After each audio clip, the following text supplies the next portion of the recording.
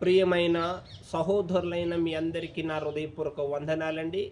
ఈ రోజున మీకు ఒక విషయం చెప్దామని ఆశ కలిగి ఉన్నాను. లేవియాకాండం 24వ అధ్యాయము 18వ వచనాన్ని ఒకసారి నేను చదువుతాను, అందరూ గమనించండి. జంతు ప్రాణహత్య చేసిన వాడు తన ప్రాణమునకు ప్రాణమిచ్చి దాని నష్టమును పెట్టుకొనవలెను. అంటే జంతువుని సంపువాడు తన ప్రాణానికి మరొక జంతువుని ఇచ్చి, ప్రాణమునకు ప్రాణం అంటే జంతువుకు మరొక జంతువుని ఇచ్చి దాని నష్టాన్ని కూడా పెట్టుకోవాలి అని రాశాడు. ఈ రోజున ఎక్కడ చూసినా భయంకరమైనటువంటి విషయాలు, మనుషుల మీద ఉన్నటువంటి కష, కోపం, మాట పట్టుదలలను తన పశువులను కూడా చంపేస్తున్నారండి. మటనగూడు అనేటువంటి ప్రాంతములో 3 గేదెలను, దూడలున్న గేదెలను, పాలిచ్చే గేదెలను మెడకాయలు నరికేశారు. చూడండి, ఈ ఫోటోలో చూడండి ఎంత భయంకరంగా నరికేశారో.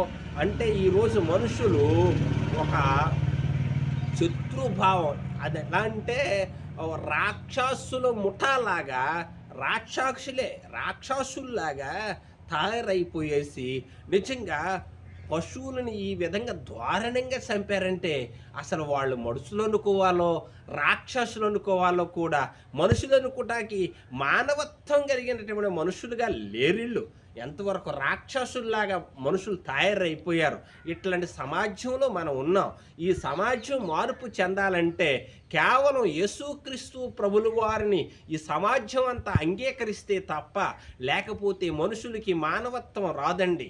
మానవత్వం రావాలంటే ఆ నజరేయుడైనటువంటి క్రీస్తు ప్రభుల వారిని నమ్ముకుంటేనే మానవత్వంగా మనుషులు జీవించగలరు.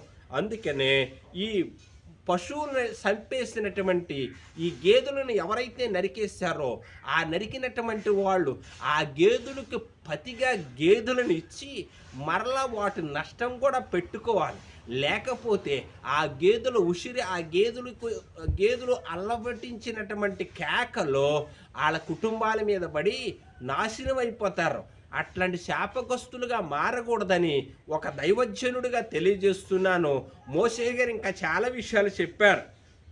ఏమని చెప్పాడనేది ఆలోచిస్తే 21వ వచనంలో కూడా అన్నాడు కదా, జంతువును సావగొట్టిన వాడు దాని నష్టమును ఇచ్చుకొనవలెను. నరహత్య చేసిన వాడు కూడా శాపగ్రస్తుడిగా వాడు కూడా చంపేయాలంటాడు. నిజమే, నరహత్య చేసేవాళ్ళు ఎక్కువైపోయారు, జంతువులు చంపేసేవాళ్ళు ఎక్కువైపోయారు. కషి, కోపం, పగ, ఉద్రేహాలు రేపేసుకుని మనుషులు రాక్షసుల్లాగా తయారైపోయారు. ఈ రాక్షసుల యొక్క ముఠాలు మారాలంటే కేవలం యేసుక్రీస్తు ప్రభులు వారి యొక్క రక్తంలో కడగబడితే తప్ప, లేకపోతే మనుషులు మారేటట్టు లేరు. అందరూ ప్రార్థనలు చేయండి ప్రియ సహోదరులారా. ఇట్లాంటి రాక్షసుల ముఠాలు మంచి మానవత్వం కలిగిన మనుషులుగా ఉండాలని దైవజనుడిగా నేను కూడా ప్రార్థన చేస్తాను. ఆ గేదెలను చంపేసిన రాక్షసుల ముఠాగా ఉన్న మనుషులు మానవత్వం కలిగిన మనుషులుగా మార్చబడాలని, ఆ గేదెలు చచ్చిపోయినటువంటి కుటుంబానికి కూడా ఓదార్పు కలిగి ఉండాలని, వాళ్ళ కుటుంబం పోషించబడుతుంది వాటిపైన వాళ్ళు కూడా మంచిగా ఉండాలని ఒక దైవజనుడిగా ప్రార్థన చేస్తాను.